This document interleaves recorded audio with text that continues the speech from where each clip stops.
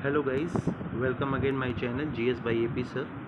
पिछले टर्म पे हम लोग थोड़ा न्यूमेरिकली देखे थे, स्पेरिकल मिरर्स को थोड़ा समझे थे वहाँ पे कि स्पेरिकल मिरर क्या होता है और कॉनकेव और कॉन्वेक्स मिरर के बारे में जाने थे।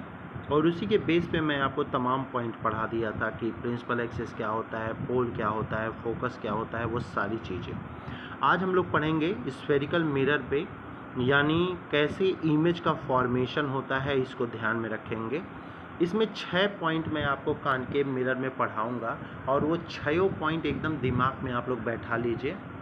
कुछ पढ़ने की या कुछ करने की ज़रूरत नहीं, बस वो 6 पॉइंट दिमाग में रखिएगा और ये तैयार हो जाएगा। अगर कॉनकेव मिरर का 6 पॉइंट, तो आपको कॉन्वेक्स लेंस का 6 पॉइंट तैयार हो जाएगा।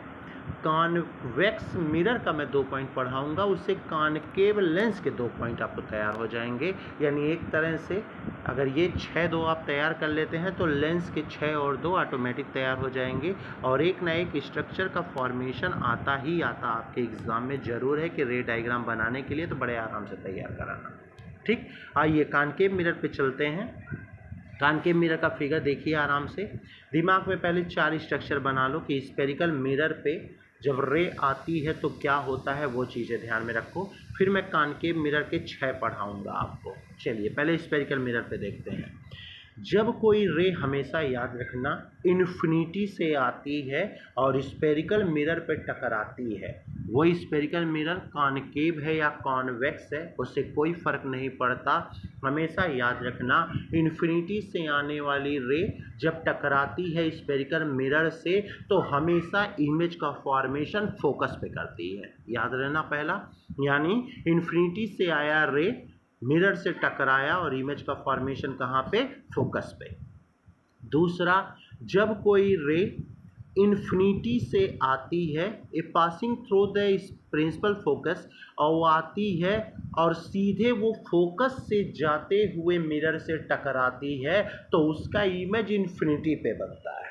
यानी पहला मैंने क्या बताया, इन्फिनिटी से रे आई, मिरर से टकराई तो उसका इमेज बनेगा फोकस पे। दूसरा, अगर रे फोकस से होते हुए जाती है, मिरर से टकराती है तो उसका इमेज बनता है इन्फिनिटी से। तीसरा, अगर कोई रे सेंटर ऑफ कर्वेचर से होते हुए आती है और मिरर से टकराती है तो उसका इमेज सेंटर ऑफ कर्वेचर पे ही बनता है। यानी सेंटर ऑफ कर्वेचर के रास्ते आती है और सेंटर ऑफ कर्वेचर के ही रास्ते से वो वापस भी चली जाती है रे। चौथा, अगर रे सीधे पोल पे आ जाए तो बिल्कुल रिफ्लेक्शन होता है, यानी जिस एंगल से वो आती है उसी एंगल से रिफ्लेक्ट भी होती है। इसीलिए चौथे को हम लोग कहते हैं incident angle equal to reflected angle. ये 4 याद रखिएगा मिरर डायग्राम जब किसी स्पेरिकल मिरर पे कोई रे आए। रिपीट मारते हैं, पहले में मैंने क्या बताया, इन्फिनिटी से कोई रे आया, स्पेरिकल मिरर पे टकराया, इमेज का फॉर्मेशन, यानी वो रे वापस होगी किससे, फोकस से। जब कोई रे फोकस से आके मिरर से टकराती है तो वो रे चली जाती है इन्फिनिटी। तीसरा, जब कोई रे सीधे सेंटर ऑफ कर्वेचर से आती है तो वो सेंटर ऑफ कर्वेचर से वापस भी हो जाती है। और चौथा, जब कोई रे सीधे पोल पे आकर गिरती है तो उसी एंगल से वो रिफ्लेक्ट हो जाती है। इसीलिए ये लॉ ऑफ रिफ्लेक्शन फॉलो करता है, यानी angle I equal to angle R. Question क्या बनता है, सिंपल, स्पेरिकल मिरर में जब कोई रे इन्फिनिटी से आती है तो उसका इमेज का फॉर्मेशन कहाँ होता है या वो टर्न कहाँ से होती है, ये क्वेश्चन बना देगा।